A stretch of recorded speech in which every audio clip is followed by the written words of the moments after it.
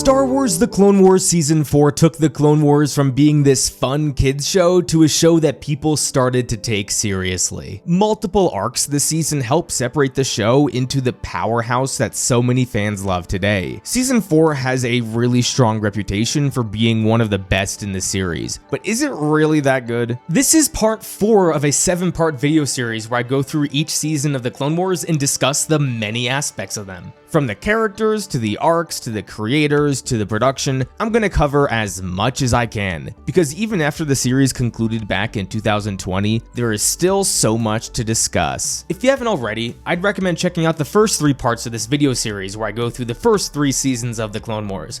But if you're all caught up, let's travel back to 2011 and look at the production of Season 4 of Star Wars The Clone Wars.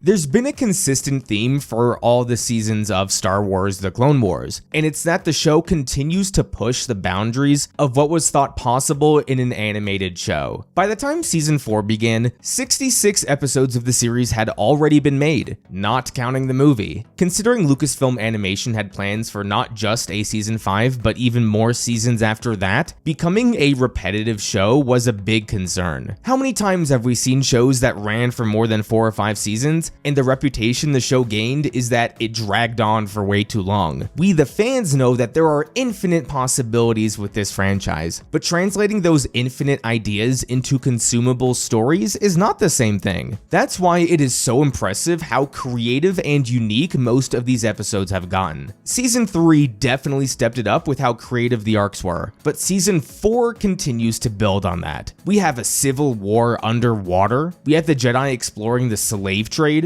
we have Obi-Wan going undercover as a bounty hunter, and we have a Sith Lord being resurrected and seeking revenge. I guess nowadays that last one isn't so unique though. The Umbara arc, which is technically a standard Republic versus Separatist battle, was so creative with how it built its conflict. It's not the battle against the Separatists that kept us engaged, but the struggle against the Jedi Commander. That's creative. The other noticeable way that the Clone Wars has continued to push the boundaries is with its animation. In my section of Season 3, I claimed that the animation didn't get much better between Seasons 3 and 6. Boy, was I wrong. Sure, if we just take the eye test, Season 4 looks just as good as Season 3. But when you take into account how hard it was to put a lot of what we saw on the screen, you would realize how even during Season 4, the animation continued to get better. The Mon Cala arc proved to be a major challenge for the animation team. For one, you have a location that's underwater. It's been said throughout all the featurettes dating back to Season 1 how hard it was to do anything with water. Now, we have the entire arc taking place underwater. Lucasfilm Animation needed to create entirely new assets just for this arc. Assets that, mind you, would never be used again in other arcs. But that didn't stop Lucasfilm from pursuing this story anyway. Even right down to Anakin and Padme and Ahsoka, we couldn't even use our regular models of them. Everything had to be built. Yeah. So you take these 3 episodes and you're looking at almost universally everything in them being new. Yeah. Listening to how the crew of the Clone Wars crafted a city underwater was fascinating. In a water city, you wouldn't need stairs, now would you? In a water city, you wouldn't need railings on edges, now would you? The tubes that the characters used to go from place to place was such a creative idea that just makes sense. Setting your story in a unique place like this poses a lot of challenges, but when you go that extra effort to have some sense of realism in an unrealistic place, then you immerse your viewer in the world more than you ever thought you could. In Star Wars, that is maybe the most important thing. With this Mon Cala arc, there were so many challenges with some of the set pieces the team wanted to pull off. The tornado fight was an awesome idea that was not easy for the team to animate. Their biggest challenge was supposedly the crashing debris sequence. I am so glad that they went this extra effort to animate this because that sequence was awesome. You have these massive pieces coming down through the water and really take it to a cinematic level of just destruction and turbulence. Even little details like the characters bobbing up and down was not something the animators had to do, but they did it anyway, and it adds a layer of realism. I do love how the animators fully acknowledge that there should be bubbles on the lightsabers at all times, but they just don't have the means of actually doing that. Mon Cala was certainly the most impressive feat of animation this season, but that doesn't mean we should ignore Umbara either. Star Wars is known for having planets that resemble one biome from Earth. With the Clone Wars, however, the team is forced to come up with some new and creative locations, because, again, they don't want anything to become repetitive. Umbara throughout the entire series may be the most visually stunning location. It is truly an alien planet. The overwhelming darkness along with the neon colors allowed this planet to stand out from the rest. When creating this planet, the crew noticed how there had not been anything in the EU that portrayed Umbara before, so they had free reign to essentially do whatever they wanted. Sure, the environment of Umbara stemmed from this creativity, but what fascinated me even more was the architecture of the Umbarans. The parts of the episode where the clones were figuring out how to control the Umbaran ships highlighted how creative the team of Lucasfilm got with this arc. Having a visual aesthetic that said these are humanoid combatants, but they're not the good guys, they're not the clones, they are instantly recognizable as something completely different. Yep. And going with this really high performance PVC plastic type look to the ships and their flexibility, let it be very alien and different. You know, the holograms were another thing that was unique to Umbara, but still so creative. The other episodes this season aren't as impressive as the Mon Cala and Umbaran arcs, but there's still a lot to appreciate. This season was the first time we saw the Phase 2 clone armor. That was something that required a lot of work from the animators. During the Obi-Wan Undercover arc, it was emphasized in the featurettes that this time around they were able to add so many background characters on Al-Hada. And then in this story, they spent a lot of time creating dozens of little objects lying around. This is, again, another example of the animators going that extra effort that wasn't available to them in previous seasons. The major focus this season was to improve facial animations. Now, if you remember during my discussion of Season 2, I also said that facial animations were the focus of that season.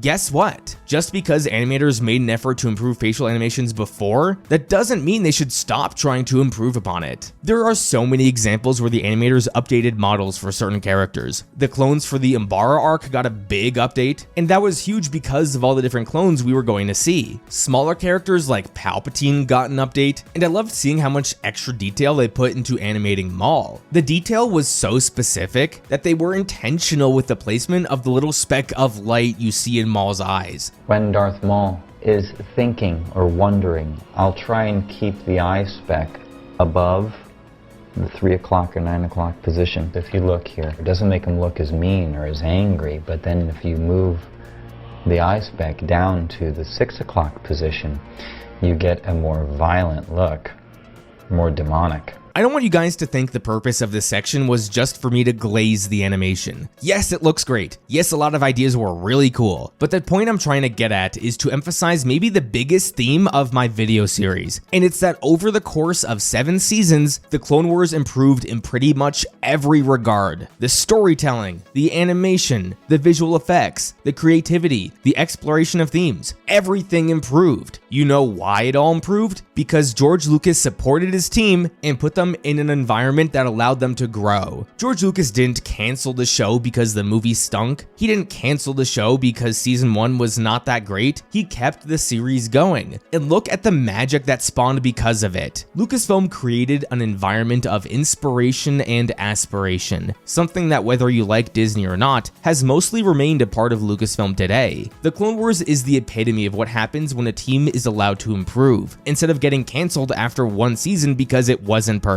That is the reason why I repeatedly talk about the animation, because look what happens when people are allowed to improve. The improvements with the animation this season were phenomenal, but at the end of the day, if the story isn't good, then the animation doesn't really matter. So let's dive deep into the story of the Clone Wars Season 4.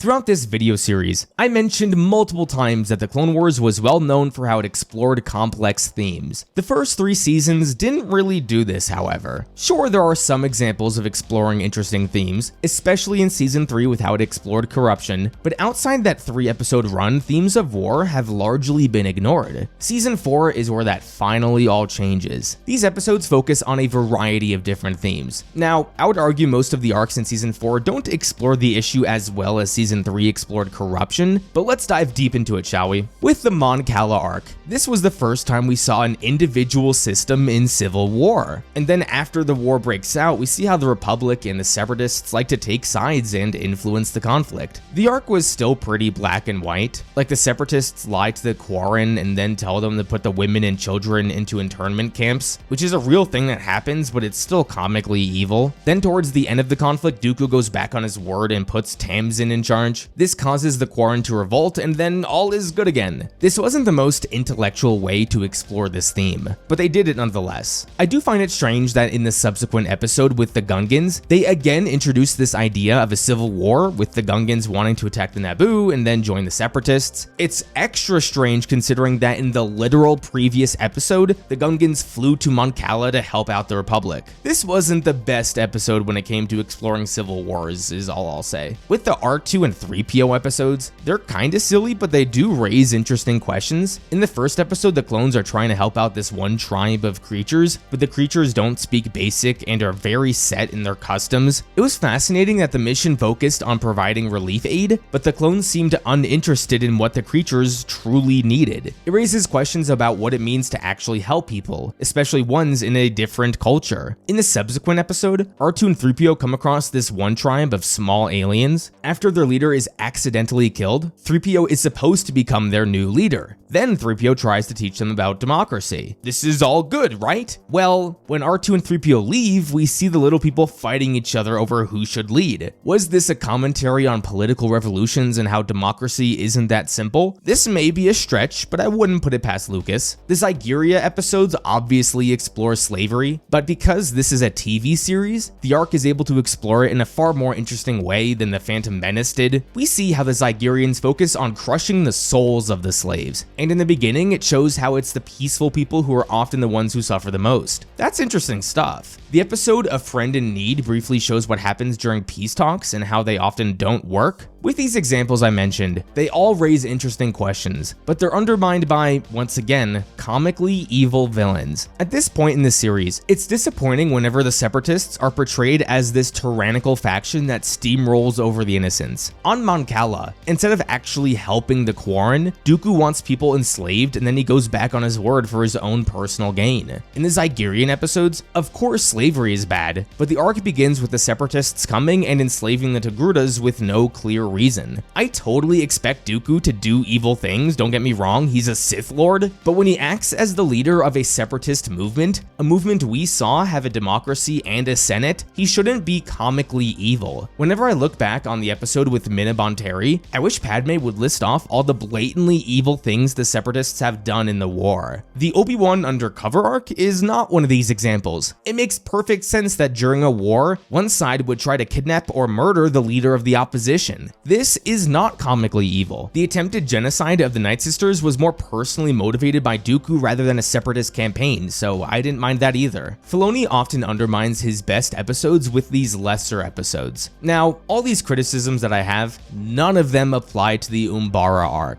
This arc is without question one of the best arcs in the series. For one, no comically evil separatists. In fact, the Republic is the one invading this world. Now, more importantly than that, no arc at this point has explored the horrors of war as well as Umbara. The central conflict revolves around the clones taking orders from a, to say it lightly, harsh general. Pong Krell is known as an effective general, but one with high clone casualties. Right off the bat, I love that we have a Jedi that we can root against. I rejoice whenever the separatists are painted in a good light or the Republic is painted in a bad light. Questions are raised here about what it truly means to win a war. Is it worth winning if so many lives will be lost? How do you balance loyalty loyalty and morality. Should you follow orders from a leader or system that is more than willing to sacrifice your life for the greater good? It was so telling thematically that Krell would often refer to the clones by their clone number. How many times has it been said that the clones are not just numbers, but to some military officers, their subordinates are absolutely just numbers. I love at the end of the arc when the clones finally start to question all this, especially when it's brought up how the clones were created for this war, so what happens after the war is over? Now, I may not love how these questions were eventually answered, but I can't hate this arc for raising those fascinating questions in the first place. During this arc, we have not seen anything that is as horrific as these battles. Nothing is sugarcoated here. Clones died brutally, they died needlessly, and they died in the hundreds. All this because supposedly Umbara is a valuable pit stop along a hyperspace route to Kashyyyk. This arc doesn't want you to feel good about war. It wants to raise questions that so many other arcs are happy to ignore. The pointless and violent murder of the clones works so well because at this point we had spent 3 full seasons of the show humanizing the clones. So speaking of the clones, let's talk about the character development this season. I've said it plenty of times in this series, the development of the clones is the Clone Wars' biggest accomplishment. This episode is so crucial in developing how tragic the story of the clones actually was. If you notice, in every good clone-focused episode, the individuality of the clones is an emphasis. With the new and improved animation, all the clones have different features to them that allow them to stand out. But what takes this arc to the next level is how intent the arc was on giving many of these clones different personalities. When developing this arc, Filoni created what he called the clone triangle. Listen to what he has to say about this. The clone triangle, which I still have in my office. You know, laid out like where Fives is at, where Rex is at, and it basically shows like what their allegiances are, and you can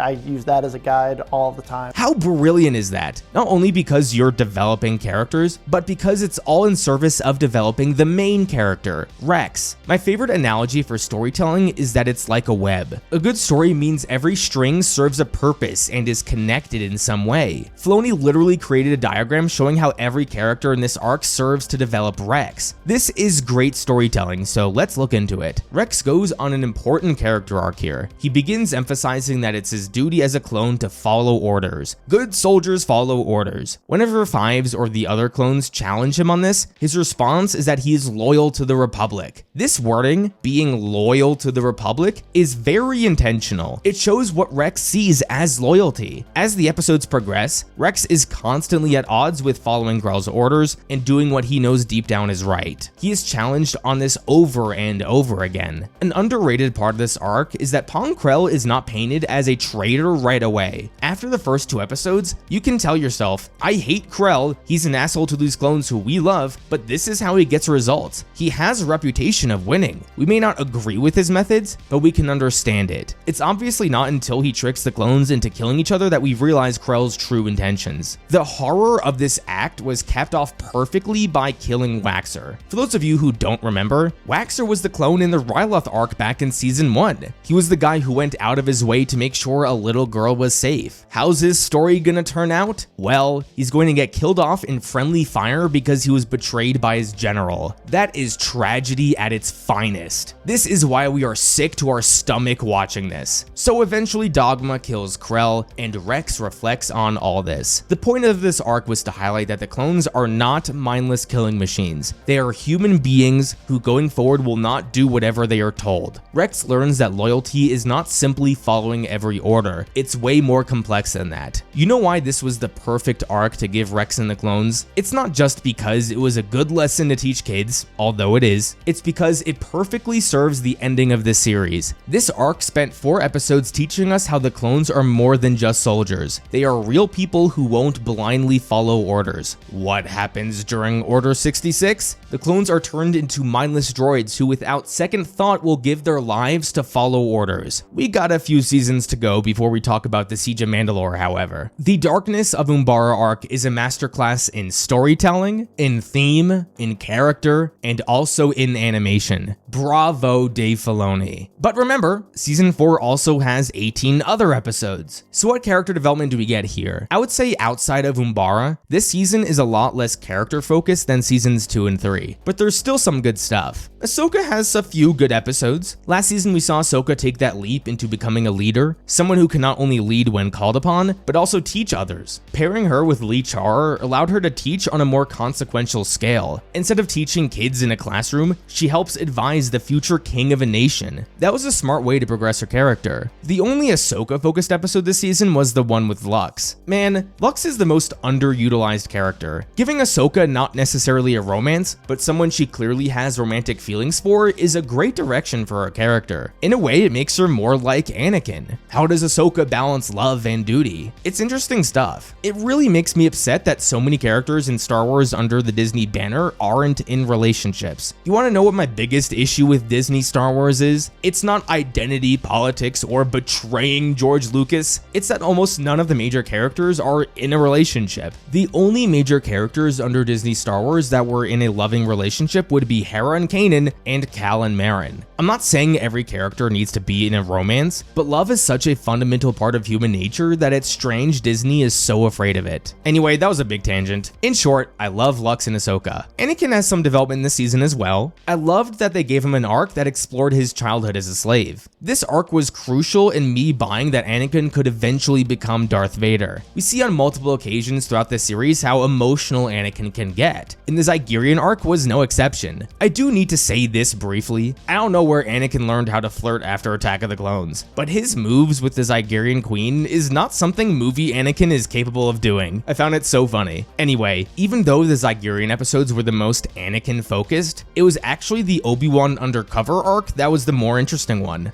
Filoni spoke about how important this arc was to Anakin's story, and I couldn't agree more. We tell this story that's really about Anakin and Palpatine trying to tempt him to the dark side. Yep. Anakin has been building this kind of bias against the Jedi and against, you know, kind of the structure of the way they work for many years, as we found out in this show, which really feeds into supporting what's going on in Revenge of the Sith. Planting the seeds of distrust in the Jedi Council is such a smart thing to explore. One of my biggest criticisms of Revenge of the Sith is that I can accept Anakin turning to the dark side to save his wife, but I cannot accept that Anakin would murder all the Jedi, including children. This arc alone doesn't change my mind, but it's one cog in a larger machine that helps me appreciate Revenge of the Sith a little bit more. Throughout the series, we haven't gotten much of Anakin and Palpatine. It was about time that the relationship between these two was developed. Palpatine's manipulation of Anakin was the best part about Revenge of the Sith, so I love seeing more of it here. I really appreciated Filoni's maturity here in acknowledging that Anakin at this stage of the war is not ready for Palpatine. Considering this arc was centered entirely around Obi-Wan, it's disappointing that there's no character change here. Not at all. It's an ordinary Jedi mission for Obi-Wan. The Mandalorian episodes in Season 2 were some of the best Obi-Wan episodes. Since then, he hasn't gotten any interesting character moments, and that's disappointing. I do need to say this about the arc though. The plot is so convoluted. This entire arc was about sending Obi-Wan undercover to learn about a plot to assassinate or kidnap the Chancellor. Instead of going through all this trouble, how about you don't send Palpatine to the Naboo festival where his life is at stake? This way you don't need a Jedi to go undercover to thwart this plot. Just don't have the festival. You could argue the Jedi wanted to learn more about the Separatists, but this was entirely a bounty hunter plot organized by Count Dooku. There was nothing deeper to learn here. So this thought was in my head constantly. During my Season 3 section, I mentioned how Padme always frustrated me as a character. She just came across as this perfect politician without any flaws. Guess what? In the episode Shadow Warrior, they actually do something interesting with Padme. She knows kidnapping Grievous is something that can end the war, but she willingly gives him up to get Anakin back. I was shocked. Padme was a three-dimensional character for once. Bravo. I just wish it was more than one episode. Ventress has some episodes of development here. The writer said it was a focus for Ventress in these episodes to gain some independence. She was a Padawan for a long time, then she was Dooku's apprentice, then she was a part of the Night Sisters. The writers wanted to explore Ventress being completely on her own, and that was an interesting direction with her character for sure.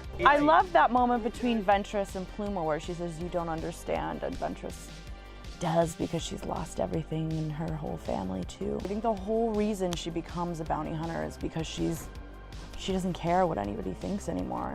Well, that's the thing. She wanted validation and now she's finding her own way. Yeah, and now she's independent. I want to touch on the Jedi. We get a lot of little small moments highlighting how the ordinary person views the Jedi. When Reiko Hardin announces to a bar that he killed Obi-Wan, the people cheer. This is not talked about enough. This says a lot about how the average person views the Jedi, more than most episodes do. You know what a big missed opportunity was this season? To show the fallout of the Pong Krell situation. How would the Jedi Council react to one of their own so willingly killing clones and turning against the Republic? How would Anakin feel about this? Would the Jedi have to answer to the Senate for all of Krell's crimes? These are fascinating topics that are never explored, and it could have tied into this theme nicely of the tarnishing of the Jedi's reputation. Now, you may want me to dive deep into the return of Darth Maul. This is a big deal, especially if you know my views on resurrecting characters, but I'm gonna dive deep into Maul when we get to season 5, because frankly, he's barely in this season. He's in the entirety of the finale and in like a third of the penultimate episode, and that's it. Also, the best parts of Maul's personality shine through next season. So again, I think it's best to wait a bit. I will say this though, Sam Witwer's performance of Maul is something to behold. The intensity and pain he brings to the character is unrivaled when it comes to Star Wars animation.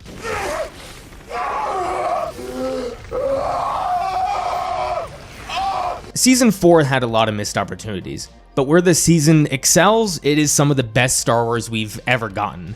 But that's just what I think. Let's see what most people think and go to the ratings.